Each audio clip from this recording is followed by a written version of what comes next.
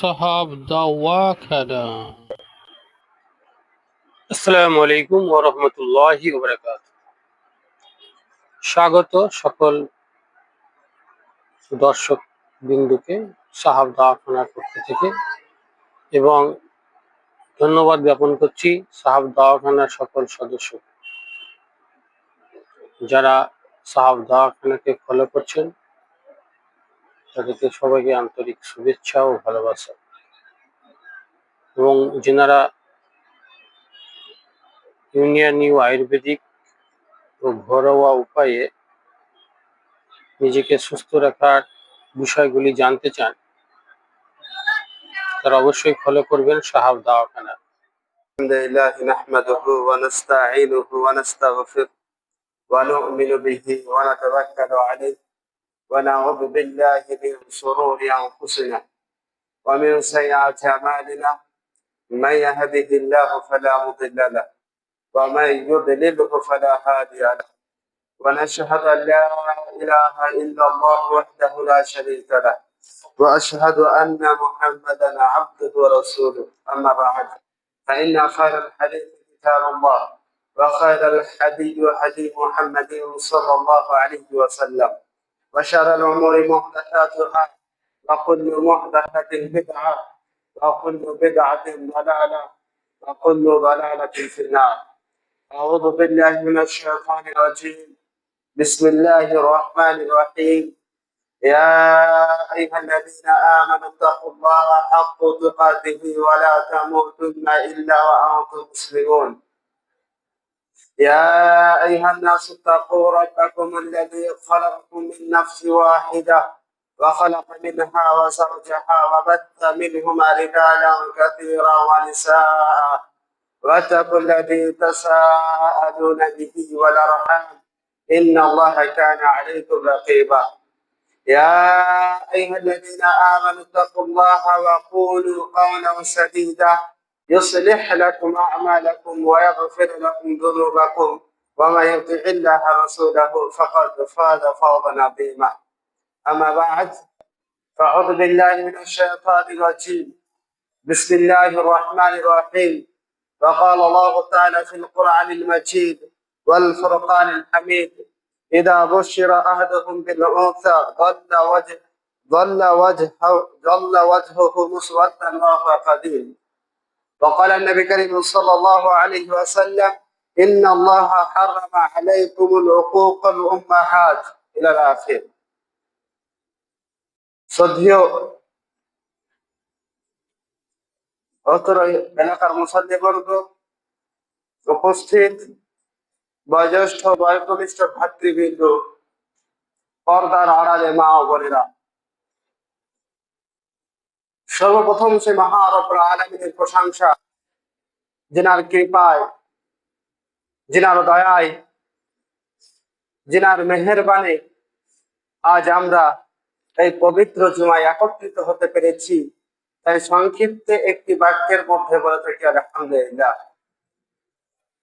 তারপরে পরে ধর্মের কোন কর্মী সেরা মা আমিন আল্লাহ মোরদুরান, যিনি শত চেষ্টা, শত পরিশ্রম, শত কষ্টের বিনিময়ে আমাদের দিন, আমাদের ধর্ম পৃথিবীর আনাচে কানাচে প্রচার করিয়েছেন। তিনি পৃথিবীর আনাচে কানাচে, পৃথিবীর অলিতে গলিতে ইসলামের ঝান্ডা প্রসারিত করেছেন। সে রাষ্ট্র নেতা, সে ধর্ম নেতার প্রতি হাজার হাজার দরুদ ও সালাম বর্ষিত হোক। আমরা সকলে বলি আল্লাহুম্মা সাল্লি আলাইহি আল্লাহুম্মা বারিক আলাইহি। সুপ্রিয় সুধী, আমি কোরআন মাজিদ থেকে একটি আয়াত এবং রাসূল সাল্লাল্লাহু আলাইহি সাল্লামের অগণী বাণী হইতে ছোট্ট একটি বাণী পরিবেশন করেছি। উক্ত আয়াত এবং হাদিসকে সম্মুখে রেখে আপনাদের সম্মুখে যে বিষয়কে নিয়ে আলোচনা করব বলে ইচ্ছা করেছি, আপনাদের সামনে উপস্থিত হয়েছি, সে বিষয়ের নাম হচ্ছে নারীর মর্যাদা। পৃথিবীতে আজ যদি সব থেকে কোন জাতিকে এই ইসলাম টেনে তুলে এসে তাকে ঠিক মর্যাদা দিয়ে থাকে, সেটা হচ্ছে মহিলা বা নারী। আপনি অন্যান্য ধর্মের দিকে যদি আপনি তাকান তাহলে বুঝতে পারবেন বর্তমান মহিলাদের অবস্থা, তাদের ধর্ম কতটা তাদেরকে মর্যাদা দিয়েছে। অন্যথায় ইসলাম আমাদের মায়ে ও বোনেদেরকে তাদেরকে সঠিক প্রাপ্য সঠিক মর্যাদা দিয়েছে। এই মর্যাদার মূল্যায়ন কখন করবে? আপনাকে ইসলাম যে সঠিক মূল্যায়ন দিয়েছেন, আপনাকে যে ইসলাম সঠিক মর্যাদা দিয়েছে, তা আপনি বুঝতে পারবেন কখন? যখন আপনি আপনার অতীতের মহিলাদের, অতীতের মা বোনেদের মর্যাদা সম্পর্কে জ্ঞাত হবেন, জানবেন তাদের অবস্থা কিরকম ছিল। সেই অবস্থা যখন আপনি জানতে পারবেন, তখনই আপনি বুঝতে পারবেন যে ইসলাম আপনাদেরকে কতটা মর্যাদা দিয়েছে, ইসলাম আমাদের মা ও বোনেদের, আমাদের বেটিদেরকে কতটা মর্যাদা দিয়েছে। আপনি তখনই বুঝতে পারবেন, অন্যথায় এই ইসলামের মর্যাদা আপনি বুঝতে পারবেন না। আপনি চলে যান জাহিলি যুগের কথা, চলে যান যে জাহিলি যুগে মহিলাদেরকে, মা ও বোনেদেরকে তাদের সঠিক প্রাপ্য দেওয়া হতো না। যে মহিলাদের জন্ম নেওয়ার পরে যে লোকেদের মুখ কালো হয়ে যেত, যে মহিলা ঘরে জন্ম নেওয়ার পরে, যে মেয়ে ঘরে জন্ম নেওয়ার পরে তাকে জীবন্ত কবরে দাফন করে দেওয়া হতো, সেই মহিলাদেরকে, সেই মায়েদেরকে ইসলাম সঠিক প্রাপ্য সঠিক হক দিয়েছে। কিন্তু আমরা তবু জোর গলায় বলে থাকি ইসলাম আমাদেরকে সঠিক প্রাপ্য দেয়নি, ইসলাম আমাদেরকে সঠিক মর্যাদা দেয়নি, ইসলাম মা ও বোনেদেরকে সঠিক হক দেয়নি। আমরা জোর গলায় বলে থাকি। আপনার এই বলাটা কতটা সঠিক আপনি একবার বিবেচনা করে দেখুন। বর্তমান যে সমাজ, বর্তমান যে আপনার সোসাইটি, যারা মহিলাদেরকে প্রাপ্য হক দেওয়ার জন্য আন্দোলন চালাচ্ছে, যারা মহিলাদেরকে সঠিক প্রাপ্য দেওয়ার জন্য আন্দোলন চালাচ্ছে, সেই সেই কর্ম, সেই এই আপনার সমাজের যারা প্রথম কর্মস্থলে রয়েছে তারাই কিন্তু পুরুষ, মহিলা না। একজন পুরুষ একজন মহিলার হক কিভাবে আদায় করে দিতে পারে? একজন মহিলা যে সংস্থা বলতে চাইছে যে ইসলাম মহিলাদেরকে সঠিক প্রাপ্য দেয় না, যে সংস্থা এ দাবি করছে, শহরে গ্রামে আন্দোলন চালাচ্ছে যে ইসলাম মহিলাদেরকে সঠিক প্রাপ্য দেয় না, তারা কি করে বুঝবে যে ইসলাম তাদেরকে কতটা সুন্দর, কতটা সাবলীল জীবন দিয়েছে? তারা কি করে বুঝবে? তারা তো নিজেরাই পুরুষ। 1 থেকে 10 নম্বর যারা কর্ম রয়েছে, যারা হেড রয়েছে, তারা সবগুলা পুরুষ রয়েছে এবং তারা আন্দোলন চালাচ্ছে যে মহিলাদেরকে সঠিক প্রাপ্য দিতে হবে। এবং তাদের হাত দিয়ে প্রতিদিন প্রতিনিয়ত মহিলারা অবমানিত হচ্ছে, লাঞ্ছিত হচ্ছে, তাদের হক থেকে বঞ্চিত হচ্ছে। শ্রোতা মণ্ডলী, যদি আমরা বিবেচনা করি ইসলাম মহিলাদেরকে কতটা সম্মান দিয়েছেন, দেখুন আল্লাহ রাব্বুল আলামিন ইতিহাসের কথা তুলে ধরে কোরআন মাজিদের মধ্যে ব্যক্ত করে বলছেন, ইদা বুশিরা আহাদাহুম বিল উনসা যাল্লা ওয়াজহুহু মুসওয়াদান ওয়া হুয়া কাযীম। যখন মহিলাদের ঘরে জন্ম নেওয়া হতো, যখন জাহিলি যুগে কোন মহিলা কোন পুরুষের ঘরে জন্ম নিত, কোন বাবার ঘরে কোন কন্যা সন্তান যখন জন্মগ্রহণ করত, সেই পিতা তার মুখকে ছুপিয়ে বেড়াতো, তার মুখকে আত্মগোপন করে বেড়াতো। এবং তার নিজের সম্প্রদায়ের কাছে, নিজের সম্প্রদায়ের কাছ থেকে তারা নিজেকে আত্মগোপন করে রাখতো, যাতে করে তার বদনাম না হয়ে যায়। এবং তারা ভাবতো যে এই মহিলা, যে মেয়েটি আমার ঘরে জন্মগ্রহণ করেছে, তাকে মাটির মধ্যে জিন্দা দাফন করে দিত, তাকে কবরের মধ্যে জিন্দা পুড়িয়ে দেওয়া হতো। এবং আল্লাহ রাব্বুল আলামিন বলছেন, আলা সাআ মা ইয়াহকুমুন। তারা জানে না যে এই কর্মটা কতটা নিকৃষ্ট কর্ম, এই কর্মটা কতটা খারাপ কর্ম। জাহিলি যুগের কথা বলছে, যে জাহিলি যুগে নবী করিম সাল্লাল্লাহু আলাইহি সাল্লাম আসার পূর্বে যে মহিলাদেরকে যখন কোন ঘরে জন্মগ্রহণ করা হতো, কোন ঘরে মহিলার সুসংবাদ আসতো, তখন তাদেরকে কবরের মধ্যে জীবন্ত কবর দিয়ে দেওয়া হতো। আল্লাহ রাব্বুল আলামিন ব্যক্ত করে কোন এক সূরায় ব্যক্ত করে বলছেন, ইযা মাউদাতুন সুইরাত কুতিলা বিআইয়ি দামবি কুতিলাত। তাকে, যে ব্যক্তিকে জীবন্ত কবর দেওয়া হয়েছিল, তাকে আল্লাহ রাব্বুল আলামিন জিজ্ঞাসা করবেন তোমাকে কোন অপরাধে জীবন্ত কবর দেওয়া হয়েছিল? তোমাকে কোন অপরাধে মাটিতে ঢেকে দেওয়া হয়েছিল? সুপ্রিয় মন্ডলী, এটা তো আমি আইয়ামে জাহিলিয়াতের কথা বলছি, যে যুগে নবী করিম সাল্লাল্লাহু আলাইহি সাল্লামের ইসলামের সঠিক পন্থা ছিল না। আমি তো সেই যুগের কথা বলছি যে যুগে নবী করিম সাল্লাল্লাহু আলাইহি সাল্লাম এখনো পদার্পণ হননি। আমি সেই যুগের কথা বলছি যে যুগে এখনো কোরআন নাযিল হয়নি। আমি সেই যুগের হাদিস আয়াতকে ব্যক্ত করে শোনাচ্ছি যে যুগে আপনাদের, যে যুগে মহিলাদের মর্যাদা দেওয়া হয়নি, সেই যুগের কথা শোনাচ্ছি। কিন্তু বর্তমান সমাজ, যারা কোরআন পাওয়ার সত্ত্বেও পথভ্রষ্ট হয়ে গেছে, যারা নবী করিম সাল্লাল্লাহু আলাইহি সাল্লাম সঠিক দিশা দেখার পরেও পথভ্রষ্ট বা জাহান্নামের দিকান্তরে দাঁড়িয়ে আছে, যারা সঠিক পন্থা পাওয়ার পরেও নিজেকে অনেক দূরে সরে আছে, সেই যুগের অবস্থা কেমন?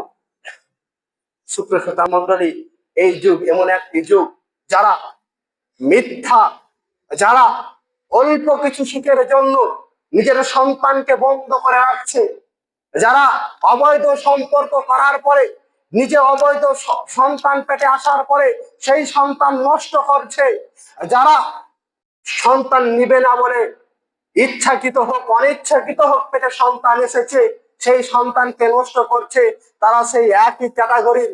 যে সন্তান আপনি পেটে নষ্ট করেছেন, সেই সন্তানকে আল্লাহ রাব্বুল আলামিন জিজ্ঞাসা করবেন, তোমাকে কোন অপরাধে হত্যা করা হয়েছে? সুপ্রিয় মন্ডলী, আমরা জানি যে জাহিলি যুগের মানুষরা জীবন্ত কবর দিতে তাদের সন্তানকে, কিন্তু বর্তমান আমরা জাহিলি যুগের বাইরে না। আপনি খবর নেন, বর্তমান মা ও বোনেদের কাছ থেকে খবর নেন, বর্তমান সমাজ ও সোসাইটি থেকে খবর নেন, বর্তমান আপনি হসপিটালের দাঁড়ান্ত হন, আপনি খবর পাবেন প্রতিটি 10টি নারীর মধ্যে 5টি নারী নিজের সন্তানকে ইচ্ছাকৃত ভাবে নষ্ট করছে। এরা কি সেই ক্যাটাগরির মধ্যে পড়বে না যে নিজের সন্তানকে ইচ্ছাকৃত ভাবে নষ্ট করছে? মেডিকেল যাচাই করার পরে ছবিতে দেখা হলো যে সন্তান পঙ্গু হয়েছে, ডাক্তার পরামর্শ দিলে সন্তানকে নষ্ট করুন। আমি বাপ হয়ে, আমি গার্জেন হয়ে আমার বৌমার ওপরে, আমার বেটির ওপরে আমি চাপ সৃষ্টি করে সেই সন্তানকে নষ্ট করলাম। এটা কি সেই ক্যাটাগরির মধ্যে পড়বে না যারা জাহিলি যুগে, আইয়ামে জাহিলাতের যুগে নবী করিম সাল্লাল্লাহু আলাইহি সাল্লাম আসার পূর্বে যারা সন্তান হত্যা করেছিল, আমরা সেই একই ক্যাটাগরির মধ্যে না? অবশ্যই আল্লাহ রাব্বুল আলামিন এই সন্তানকে জিজ্ঞাসা করবেন যে তুমি কি অপরাধ করেছিলা, তোমার মায়ের পেটে কি এমন অপরাধ করেছিলা যে তোমাকে পৃথিবীর আলো দেখার আগে তোমাকে হত্যা করা হয়েছে। আমরা ভাবি যে পৃথিবীতে জন্মগ্রহণ করা মানে যে বাচ্চা এসেছে সে বাচ্চা হত্যা করার নামই হচ্ছে হত্যা করা, কিন্তু পেটে যে বাচ্চা আছে সে বাচ্চার হত্যা করার নাম কি হত্যা করা না? কোরআন, নবী করিম সাল্লাল্লাহু আলাইহি সাল্লামের একটি হাদিস আছে, নবী করিম সাল্লাল্লাহু আলাইহি সাল্লামের হাদিস, নবী করিম সাল্লাল্লাহু আলাইহি সাল্লাম বলছেন, যখন কোন মহিলার পেটে বাচ্চা আসে তখন প্রথম 40 দিন তার পেটে লুৎফ অর্থাৎ বীর্য আকারে থাকে, তারপরের 40 দিন তার মাংস আকার, মাংসের টুকরো নেই, তারপরের 40 দিনে হাত পার সাকার নিতে শুরু করে এবং সেখানে তার আত্মা ফুকন দেওয়া হয় বা আত্মা তার মধ্যে ভরে দেওয়া হয়। অর্থাৎ কোন মহিলার পেটে যদি সন্তান আসে সেই দিন থেকে নিয়ে 120 দিনের মধ্যে যদি তার মধ্যে সন্তানের কোন আত্মা থাকে না, 120 দিনের পরেই তার পেটের সন্তান, তার পেটের সন্তানের মধ্যে আত্মা ফুঁকে দেওয়া হয়, সে জীবিত আছে, সে জীবিত থাকে, সেই সন্তানকে আমরা হত্যা করছি। কল্পনা করতে পারেন শ্রোতা মণ্ডলী? এটা হচ্ছে, আমি তো আইয়ামে জাহিলাতের যুগের কথা বলছিলাম, কিন্তু বর্তমান সমাজে আইয়ামে জাহিলাতের যুগে আমরা খুবই খারাপ হয়ে গেছি।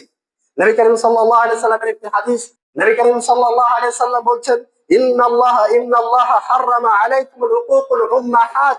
নবী করিম সাল্লাল্লাহু আলাইহি সাল্লাম বলছেন, আল্লাহ রাব্বুল আলামিন হারাম করেছে পিতামাতার অবাধ্য করাকে, পিতামাতার কথা থেকে মুখ ফিরিয়ে নেওয়াকে আল্লাহ রাব্বুল আলামিন হারাম করেছেন, এবং আল্লাহ রাব্বুল আলামিন হারাম করে দিয়েছেন অন্যায়ভাবে সন্তানকে হত্যা করাকে, এবং আল্লাহ রাব্বুল আলামিন হারাম করে দিয়েছেন কৃপণাকে। আল্লাহ রাব্বুল আলামিন এই হাদিসের মধ্যে 3টি কথা বললেন। প্রথম নম্বর কথা যে পিতামাতার অবাধ্য হওয়াকে হারাম করেছেন, যেমন তেমনি কোন সন্তানকে হত্যা করাকে হারাম করে দিয়েছেন। সন্তানকে হত্যা করা মানে পৃথিবীতে যে সন্তান এসেছে তাকেই হত্যা করা, এটা শুধু বাস্তব নয়। পেটের মধ্যে যে সন্তান আছে, আপনি অভাবের কারণে সে সন্তানকে হত্যা করলেন, এই সন্তানটাকেও হত্যা করা। আপনি অভাবের কারণে আপনার সন্তান বন্ধ করে দিলেন অপারেশন করার মাধ্যমে, এটাও সন্তান হত্যা করা।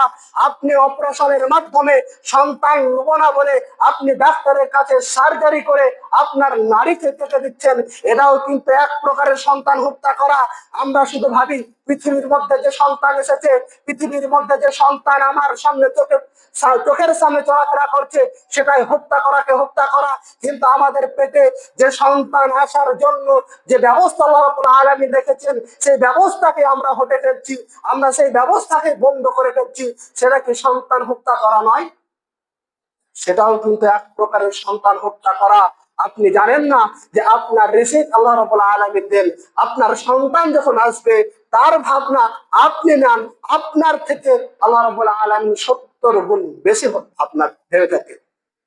কারণ নবী করিম সাল্লাল্লাহু আলাইহি সাল্লামের একটি হাদিস, নবী করিম সাল্লাল্লাহু আলাইহি সাল্লাম বলেন, পৃথিবীর মধ্যে যদি তার মা তার ছেলেকে যতটা ভালোবাসেন, আল্লাহ রাব্বুল আলামিন তার বান্দাকে 70 গুণ বেশি ভালোবাসেন। আপনি আপনার সন্তানকে কতটুকু ভালোবাসেন? তার থেকে অধিক ভালোবাসা আল্লাহ রাব্বুল আলামিন তার বান্দাকে ভালোবেসে থাকেন। আমি পৃথিবীতে এসেছি, আমার মা আমাকে যতটা ভালোবাসেন বা নাই বাসেন, তার থেকে আমার রব, আমার প্রতিপালক অধিক বেশি ভালোবাসেন। কারণ আমি নামাজ পড়ি না, তবু আল্লাহ রাব্বুল আলামিন আমাকে চক্ষু দিয়েছেন। আমি নামাজ পড়ি না, তবু আল্লাহ রাব্বুল আলামিন আমাকে শ্বাস দিয়েছেন। আমি নামাজ পড়ি না, তবু আল্লাহ রাব্বুল আলামিন আমাকে রিজিক দিয়েছেন। আমি নামাজ পড়ি না, তবু আল্লাহ রাব্বুল আলামিন আমাকে চলাফেরার জন্য শক্তি দিয়েছেন। আমি উঠতে বসতে নবী করিম সাল্লাল্লাহু আলাইহি সাল্লাম দ্বীনে ইসলামের মুখালিফাত করি, জেনা করি, গীবত করি, চুরি করি, তবু আল্লাহ রাব্বুল আলামিন আমার রিজিককে বন্ধ করে দেননি। তবু আল্লাহ রাব্বুল আলামিন আমাকে আমার চক্ষু খাড়া করে দেননি। তবু আল্লাহ রাব্বুল আলামিন আমার ট্যাঙ্কে খোলা করে দেননি। আমাকে সঠিক এবং ভালো রেখেছে। এর থেকে অধিক ভালোবাসা কি হতে পারে? আপনার মা আপনাকে একটু ভালোবাসে, আপনার রব আপনাকে তার থেকে 70 গুণ বেশি ভালোবাসে। কিন্তু আমরা যে সন্তান পৃথিবীতে আসছে, সে সন্তান আল্লাহ রাব্বুল আলামিন বলছেন, আমি রাজিক দাতা, তার রিজিকের ব্যবস্থা আমার কাছ থেকে, তোমার কিসের চিন্তা, তোমার কিসের চিন্তা? কিন্তু বর্তমান গার্জেন, বর্তমান মা ও বোনেরা সেই সন্তানকে বন্ধ করে দিচ্ছে সন্তান হওয়ার জন্য। নিজের নারীকে কেটে নিজের আল্লাহ রাব্বুল আলামিনের যে নিয়ামত দিয়েছেন, সেই নিয়ামত থেকে আপনার দূরে সরে রাখছে। সুপ্রসতা মন্ডলী, বোঝার দরকার। আমি বলছি না যে আপনারা যে জিনিসটা করেছেন সেটা কোন অবস্থায় করেছেন, কিন্তু যেটা করেছেন সেটা কিন্তু বড় অপরাধ। আপনি ইসলামের পন্থায় যান, আপনি যান যে এইভাবে যে অপারেশন করেছেন, সন্তান বন্ধ করেছেন, বা আপনি ইচ্ছাকৃত ভাবে পৃথিবীর মধ্যে আসা ব্যক্তিকে আপনি হত্যা করেছেন, এর অপরাধ কিন্তু কিঞ্চিত পরিমাণ না, বড় অপরাধ। মানুষ হত্যা করার ন্যায় অপরাধ। একটা মানুষকে হত্যা করা যেরকম অপরাধ, একটা পেটে বাচ্চা থাকার যাকে হত্যা করছেন সেম অপরাধ। নবী করিম সাল্লাল্লাহু আলাইহি সাল্লামের একটি হাদিস, নবী করিম সাল্লাল্লাহু আলাইহি সাল্লামের দরবারে এক সাহাবী এসে জিজ্ঞাসা করছেন, হে আল্লাহর রাসূল, আমার মায়ের এক আত্মীয় ছিলেন, সে জাহিলি যুগে ভালো কাজ করতেন। নবী করিম সাল্লাল্লাহু আলাইহি সাল্লামকে জিজ্ঞাসা করছেন, হে আল্লাহর রাসূল, তিনি তো ভালো কাজ কর্ম করেছেন, তার কি কোনো নেকি হবে, সে কি জান্নাত পাবে? নবী করিম সাল্লাল্লাহু আলাইহি সাল্লাম বলছেন, না, সে ব্যক্তি জান্নাত পাবে না। আবারও সাহাবী জিজ্ঞাসা করছেন, আমার মায়ের এক আত্মীয় ছিলেন, তিনি আইয়ামে জাহিলিয়াতে, ইসলাম আসার পূর্বে কিন্তু তিনি জীবিত সন্তানকে হত্যা করেছে, জীবিত সন্তানকে কবরের মধ্যে দাফন করে দিয়েছে, তার কি পাপ হবে না? নবী করিম সাল্লাল্লাহু আলাইহি সাল্লাম বলছেন, অবশ্যই হবে। কারণ নবী করিম সাল্লাল্লাহু আলাইহি সাল্লাম বলছেন, যাকে জীবন্ত দাফন করা হয়েছে এবং যে করেছে উভয়ই জাহান্নামী। নবী করিম সাল্লাল্লাহু আলাইহি সাল্লামের এই হাদিস, নবী করিম সাল্লাল্লাহু আলাইহি সাল্লাম বলছেন, যে ব্যক্তি আইয়ামে জাহিলাতের যুগে ইসলাম গ্রহণ করেনি, সে কিন্তু ভালো কর্ম করত, ভালো কাজ করত, ভালো উপদেশ করত। নবী করিম সাল্লাল্লাহু আলাইহি সাল্লামকে জিজ্ঞাসা করছেন, এই ব্যক্তি কি জান্নাতে যাবেন না? নবী করিম সাল্লাল্লাহু আলাইহি সাল্লাম বলছেন, না, এই ব্যক্তি জান্নাতে যাবেন না। কারণ জান্নাতে যাওয়ার প্রথম যে চাবিকাঠি সেটা তার মধ্যে নাই, অর্থাৎ তার মধ্যে আকীদা নেই, তার মধ্যে ইসলাম নেই, তার মধ্যে আল্লাহ রাব্বুল আলামিনের বিশ্বাস নেই, তার মধ্যে নবী করিম সাল্লাল্লাহু আলাইহি সাল্লামের ভালোবাসা নেই। এই জন্য যতই ভালো কাজ করে থাকুক সে কিন্তু জান্নাত যাবে না। পক্ষান্তরে সে অপরাধ করেছে, গুনার কাজ করেছে, সে গুনার কাজ করার জন্য তার শাস্তি রয়েছে। এই জন্য আপনি যে ধর্মের হোক না কেন, অপরাধ যখন করবেন তখন আপনাকে শাস্তি পেতে হবে। আপনি মুসলিম, খ্রিস্টান, ইহুদি, বৌদ্ধ, জৈন, আপনি যেই ধর্মের হোক না কেন, অপরাধ করেছেন আপনার শাস্তি আছেন। নবী করিম সাল্লাল্লাহু আলাইহি সাল্লাম অন্য একটি হাদিসের মধ্যে বলছেন, যে ব্যক্তি জীবন্ত ব্যক্তি যাকে কবর দেওয়া হয়েছে এবং যে কবর দিয়েছেন উভয়ই জাহান্নামী। যদিও এই হাদিসটা দুর্বল, কিন্তু নবী করিম সাল্লাল্লাহু আলাইহি সাল্লামের হাদিস। নবী করিম সাল্লাল্লাহু আলাইহি সাল্লাম বলছেন, যে ব্যক্তি কবর দিয়েছে, জীবন্ত কবর দিয়েছে, সে ব্যক্তি জাহান্নাম, তার ঠিকানা জাহান্নাম। যে ব্যক্তি জীবন্ত মহিলা, যে ব্যক্তি জীবন্ত সন্তানকে কবর দিয়েছে, তার ঠিকানা হচ্ছে জাহান্নাম। বর্তমান মা ও বোনেরা যারা সন্তান নষ্ট করেছেন, জেনে অজানে, বুঝে না বুঝে যারা সন্তান নষ্ট করেছেন, তাদেরকে আল্লাহ রাব্বুল আলামিনের কাছে সিজদারত তওবা করুন, অর্থাৎ আপনার জাহান্নাম ছাড়া আর কোনো ঠিকানা নেই। আপনি একজন জীবিত সন্তানকে হত্যা করেছেন, আপনি যদি জেনে বুঝে হত্যা করে থাকেন তাহলে বড় অপরাধ। যদি অজান্তে হয়ে যায় আল্লাহ রাব্বুল আলামিন ক্ষমা করে দিবেন, আল্লাহ রাব্বুল আলামিন গফুরুর রহিম। কিন্তু জেনে বুঝে সন্তান আসার পরে আপনি জানতে পারলেন, আপনি ইচ্ছাকৃত হোক, বাড়ির চাপে হোক, পরিবারের চাপে হোক, আপনি সন্তান নষ্ট করেছেন, আপনি অপরাধী। আল্লাহ রাব্বুল আলামিন আপনাকে সেই সম্পর্কে প্রশ্ন করবেন। আপনাকে প্রশ্ন করার আগে আপনার সন্তানকে প্রশ্ন করবেন, বলবেন, তোমাকে কোন অপরাধে হত্যা করেছিল? তোমার এমন কি অপরাধ ছিল যে তোমার পিতা, তোমার মাতা পৃথিবীতে আসার আগে তোমাকে হত্যা করেছে? তুমি এমন কি অপরাধ করেছিলে যে তুমি পৃথিবীর আলো তোমার মাতা তোমাকে দেখতে দেয়নি? আল্লাহ রাব্বুল আলামিন সেই ছোট বাচ্চা, সেই ছোট শিশুকে জিজ্ঞাসা করবেন, সেই শিশুর উত্তর কি হবে? সেই শিশুর উত্তর কিন্তু আপনার দিকে যাবে, সেই শিশুর উত্তর কিন্তু আপনাকে বলবে, আপনাকে অপরাধী বলবে। সুপ্রতিষ্ঠা মন্ডলী, তাই নবী করিম সাল্লাল্লাহু আলাইহি সাল্লামের একটি হাদিস, নবী করিম সাল্লাল্লাহু আলাইহি সাল্লাম একটি হাদিসের মধ্যে বলছেন, যদি কোনো ব্যক্তি দুটো কন্যা সন্তানকে সঠিক ভাবে লালন পালন করে এবং সঠিক আকীদা সহ ইসলামের অনুযায়ী তাকে বড় করে, নবী করিম সাল্লাল্লাহু আলাইহি সাল্লাম বলছেন, সে ব্যক্তি আর আমি জান্নাতে এভাবে থাকবো। অর্থাৎ এই আঙুল যতটুক ফাঁক রয়েছে, যতটুক আপনার তফাৎ রয়েছে, অতটুকুই নবী করিম সাল্লাল্লাহু আলাইহি সাল্লাম এবং সে ব্যক্তি জান্নাতের মধ্যে থাকবে। সুপ্রতিষ্ঠা মণ্ডলী, নবী করিম সাল্লাল্লাহু আলাইহি সাল্লামের হাদিস। নবী করিম সাল্লাল্লাহু আলাইহি সাল্লাম বলছেন, কোন ব্যক্তি যদি কোনো মেয়েকে সঠিকভাবে লালন পালন করে, তার প্রয়োজনীয় খাবার দেয়, তার প্রয়োজনে আপনার পোশাক দেয়, তার প্রয়োজনে শিক্ষা দিল, সঠিক শিক্ষাটা দিল এবং বিবাহ দিয়ে শ্বশুর বাড়ি দিয়ে তাকে ছেড়ে দেয়নি, আপদ বিপদেও তার সঙ্গে ছিল, দিবস হওয়ার পরে বাপের বাড়িতে সে ঠাঁই পেয়েছে, সেই বাপকে নবী করিম সাল্লাল্লাহু আলাইহি সাল্লাম বলছেন, জান্নাতে আমি এবং সেই ব্যক্তি এই দুই আঙুলের বিনিময়ে থাকবো। এই দুটো আঙুল যতটুকু পার্থক্য আছে, আমি এবং সেই ব্যক্তি জান্নাতের হকদারি। সুপ্রতিষ্ঠা মণ্ডলী, এই যে হাদিস কতটা সৌভাগ্যবান হাদিস, এবং সেই ব্যক্তি কতটা সৌভাগ্যবান যার দুটো কন্যা সন্তান রয়েছে, যার দুটো মেয়ে আছে, সেই মেয়েকে সঠিকভাবে লালন পালন করে পর্দার সহিত তাকে ভালো পরিবারের সঙ্গে বিবাহ দিয়ে তাকে সঠিকভাবে পৃথিবীর মধ্যে রেখে গেছেন, সেই ব্যক্তি জান্নাতে নবী করিম সাল্লাল্লাহু আলাইহি সাল্লাম ঘোষণা করে দিলেন। সুপ্রতিষ্ঠা মণ্ডলী, আমাদেরকে ভাবতে হবে যে নবী করিম সাল্লাল্লাহু আলাইহি সাল্লাম মেয়েদেরকে কতটা মর্যাদা দিয়েছে। যেই মেয়েদেরকে পৃথিবীর মধ্যে জন্ম নেওয়ার সঙ্গে সঙ্গে পিতা তাকে জীবন্ত কবর দিয়ে দিত, সেই মেয়েদেরকে মর্যাদা দিয়ে নবী করিম সাল্লাল্লাহু আলাইহি সাল্লাম বলছেন যে জান্নাতে আমি এবং সেই মেয়ের বাপ একই সঙ্গে থাকবো, শুধুমাত্র দুটো মেয়েকে ভালোভাবে লালন পালন করার পরে। আমাদের পরিবার এমনও রয়েছে, যদি পর পর 3টে কন্যা সন্তান হয়ে যায়, তাহলে আমরা মায়ের ওপর অর্থাৎ নিজের স্ত্রীকে রাগ দেখাই। আমরা নিজের স্ত্রীকে রাগ দেখাই, অথচ মেয়ে হয়েছে এটার মালিক কিন্তু তেনার স্ত্রী না, আল্লাহ রাব্বুল আলামিন। আল্লাহ রাব্বুল আলামিনের ইচ্ছাই কিন্তু সে পৃথিবীতে এসেছে। কিন্তু আমরা মুসলিম হওয়ার পরেও পর পর দুটো তিনটে কন্যা সন্তান আসার পরে আমাদের রূপ, আমাদের চেহারা, আমাদের সবকিছু আলাদা হয়ে যায়। আর নবী করিম সাল্লাল্লাহু আলাইহি ওয়াসাল্লাম হাদিস বলছেন যে দুটো কন্যা সন্তান ভালোভাবে লালন পালন করলে সে জান্নাতে চলে যায়। এর থেকে বড় ফজিলত, এর থেকে বড় গুরুত্ব আর পৃথিবীতে কি আছে? সে ব্যক্তি সব থেকে বেশি ভাগ্যবান যার কাছে যত মেয়ে আছে।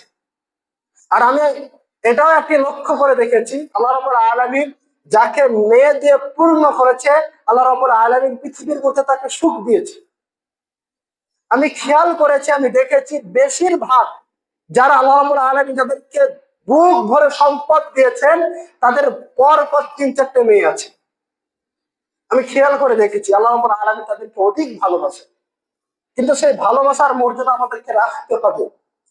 আমাদেরকে সেই ভালোবাসার মর্যাদা নবী আল্লাহ রাব্বুল আলামিন যে ভালোবাসা আমাদের দিয়েছেন সেই ভালোবাসার মর্যাদা আমাদেরকে মূল্যায়ন করতে হবে, কিন্তু আমরা পারছি না। আমাদেরকে ভাবতে হবে আইয়ামে জাহিলিয়াতের যুগে যেভাবে মেয়েদেরকে হত্যা করা হতো, যেভাবে মহিলাদেরকে হত্যা করা হতো, একইভাবে আমাদেরকে হত্যা করা হচ্ছে, আমাদের মেয়েদেরকে হত্যা করা হচ্ছে। এবং আইয়ামে জাহিলিয়াতে যেভাবে মেয়েদের ব্যবহার করা হতো অনুরূপ ভাবে আজ আমাদের সমাজের মেয়েদেরকে একইভাবে ব্যবহার করা হচ্ছে। আইয়ামে জাহিলিয়াতের যুগে মেয়েদেরকে মর্যাদা দেওয়া হতো না। আজ শ্বশুর বাড়ি যাওয়ার পরে নিজের মেয়েকে মর্যাদা দিয়েছে, কিন্তু পরের বাড়ির পিতাকে মর্যাদা দেয় না। এটা আইয়ামে জাহিলিয়াতের যুগ। আপনার বাড়ির মেয়েটা যদি অন্য বাড়িতে সম্মান পেতে চায় তাহলে আপনাকে অন্য বাড়ির মেয়েকে আপনাকে সম্মান দিতে হবে। কিন্তু এটা আমাদের যুগ, আমাদের সমাজ আলাদাই নজর হয়ে গেছে। যখন আপনার মেয়েকে বিদায় দিচ্ছে তখন আপনি টাকা পয়সা সোনা গানা দিয়ে ভরিয়ে দিচ্ছেন। পক্ষান্তরে আপনার সন্তানকে বিবাহ হওয়ার পরে সে অন্য বাড়ির মেয়ের সঙ্গে সংসার করছে বলে তাকে ঘর আলাদা করে দিলেন, সংসার আলাদা করে ওকে ছেড়ে দিলেন। এটা কিন্তু ইসলাম বলেননি। ইসলাম এটা বলেছেন যে আপনার যদি দুটো সন্তান হয় সেই সন্তানকে সঠিকভাবে লালন পালন করেন এবং তাকে দেখেন, আপনাকে জান্নাতে হবে। এর মানে এটা নয় যে আপনি সমস্ত কিছু আপনার মেয়েকে দিলেন, ছেলেকে গরিব করে রেখে দিলেন। আল্লাহ রাব্বুল আলামিন এই দ্বারাও আপনার পিতামাতাকে গার্জিয়ানকে প্রশ্ন করবে, কারণ আদল ওয়াল ইনসাফ বলা হয়েছে। নবী আল্লাহ রাব্বুল আলামিন কোরআন মাজিদে কয়েকটা আয়াত বর্ণনা করেছেন যেখানে আদল ওয়াল ইনসাফ বলা হয়েছে, অর্থাৎ সন্তানের মধ্যে ইনসাফ করুন। সন্তানের মধ্যে ইনসাফ মানে আপনি আপনার সন্তানকে 1.5 ভরি সোনা দিলেন অথচ আপনার বেটাকে কিছুই দিলেন না, আপনি কিছুই দিলেন না। এর হিসাব আল্লাহ রাব্বুল আলামিন কিয়ামতের মাঠে চাইবেন। আপনি দেখে নিন, আপনি ইসলামকে ঘাটুন, আপনি ফতোয়া নিয়ে আসেন, কেউ এটা প্রমাণ করে দিতে পারবে না যে মেয়েদেরকে সব কিছু দিয়ে দাও, ছেলেকে বঞ্চিত রেখে দাও। ওদেরকে ওয়ারিসের ভাগ যেরকম পাবে সেরকম আপনার সন্তানকে, আপনার মেয়েকে বিদায় হওয়ার টাইমে যতটা মাল ধন দিয়েছেন অনুরূপ ভাবে আপনার সন্তানকে দিতে হবে। আপনি মারার পরে আপনার মেয়ে তো আপনার বেটার কাছ থেকে জমি চাইবে, আমার বাপের ভাগ, আমাকে মিরাস হিসাবে ভাগ দাও, এটা তো চাইবে। কিন্তু আপনি বিদায় হওয়ার পরে আপনি আপনার মেয়ে সন্তানকে একটি বাইক দিয়েছেন, 1.5 ভরি সোনা দিয়েছেন, ঘর সাজানোর জন্য 5 লাখ টাকা দিয়েছেন, এই টাকার সেম অনুযায়ী আপনার সন্তানকে দিয়েছেন কি? দেননি। এর হিসাব কিন্তু প্রত্যেকটি গার্জেনের কাছে আল্লাহ রাব্বুল আলামিন নেবেন। এটা আদল ওয়াল ইনসাফ হয়নি। আপনি এর বিনিময়ে আপনার সন্তানকে জমি লিখে দিচ্ছেন, এটাও কিন্তু ভুল, এটাও কিন্তু সঠিক পদ্ধতি না। আদল ওয়াল ইনসাফ বলা হয়েছে আপনার সন্তানকে যতটা দিবেন আপনার মেয়েকেও ততটা দিতে হবে, আপনার সন্তানকে যতটা দিবেন আপনার মেয়েকেও সেই অনুযায়ী দিতে হবে। কিন্তু আমাদের সমাজ দুই চোখে, এক প্রকারের সমাজ রয়েছে মুসলিম সমাজ, যারা ছেলেদেরকে সব কিছু দেয়, মেয়েদেরকে বঞ্চিত রেখে দেয়। আবার এক প্রকারের সমাজ রয়েছে, পিতামাতা রয়েছে, যারা মেয়েদেরকে সব কিছু দেয়, ছেলেদেরকে কানা করে রেখে চলে যায়। ছোট শ্রোতা মন্ডলী, আমাদেরকে আরো ইনসাফ বলা হয়েছে, যতটা আপনি মেয়েকে ভালোবাসবেন ততটা আপনি সন্তানকে ভালোবাসবেন। আমাদেরকে বুঝতে হবে, বোঝা দরকার আছে, এ বিষয়ে আমাদেরকে বুঝতে হবে। ছোট শ্রোতা মন্ডলী, অবশ্যই মহারব্বুল আলামিনের কাছে দোয়া করি, হে রব, হে প্রতিপালক, আমাদেরকে বোঝার তৌফিক দান দাও। আমরা অবশ্যই আল্লাহ রাব্বুল আলামিনের কাছে দোয়া করি যে আমরা যে পন্থায় রয়েছি, আমাদের সমাজ যে পন্থায় চলে গেছে, সেটা যেন ইসলামিক পন্থা যেন হতে পারে। আজ সব ক্ষেত্রে দেখেন, আজ ইসলামের কোনটি আমাদের কাছে আছে? শুধুমাত্র এই নামাজটি কিঞ্চিত পরিমাণ আমরা ধরে আছি, বাদ বাকি অর্থনীতির ক্ষেত্রে বলেন, সামাজিক ক্ষেত্রে বলেন, বিবাহের ক্ষেত্রে বলেন, মরার বাড়ির ক্ষেত্রে বলেন, চারিদিক আমাদের কুসংস্কারে ভর্তি রয়েছে। চারিটা সমাজ আমাদের আহলে মানে গায়ের মুসলিমের চলে এসেছে। এই জন্য আমাদেরকে বুঝতে হবে, আমরা সন্তান লালন পালনের ক্ষেত্রেও আমরা গায়ের মুসলিমের তালিকাও অবলম্বন করছি, তাদের পন্থা অবলম্বন করছি। অবশ্যই আল্লাহ রাব্বুল আলামিনের কাছে দোয়া করি, হে রব, হে প্রতিপালক, আমাদেরকে সঠিক পন্থা দেখাও, আমাদেরকে সঠিক পথ দেখাও, আমাদেরকে সঠিক দিন দেখাও। হে রব, হে প্রতিপালক, আমাদেরকে সঠিক আকীদা বুঝে এই ইসলামকে মানার তৌফিক দান দাও। এবং আপনাদেরকে একটি ঘোষণা করে দিই, বা আপনাদের সমাজ থেকে সবাইকে নিমন্ত্রণ করা হয়েছে, আপনারা সবাই নামাজ পড়ে বসে যাবেন। অবশ্যই আল্লাহ রাব্বুল আলামিন আমাদেরকে সবাইকে সঠিকভাবে দিনকে পালন করার তৌফিক দান দেন, এবং সঠিকভাবে যে যে আশায় যে কর্ম করছে আল্লাহ রাব্বুল আলামিন সেই আশা অনুযায়ী তার কর্মের পুরোপুরি আমল দেন। আমিন।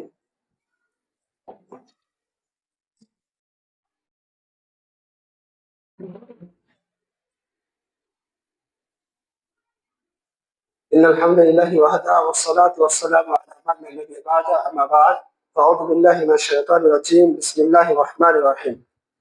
اللهم صل على محمد وعلى آل محمد كما صليت على إبراهيم وعلى آل إبراهيم إنك حميد مجيد.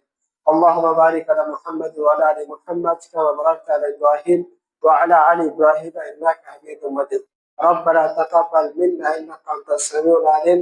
آمين ثم آمين. السلام عليكم ورحمة الله.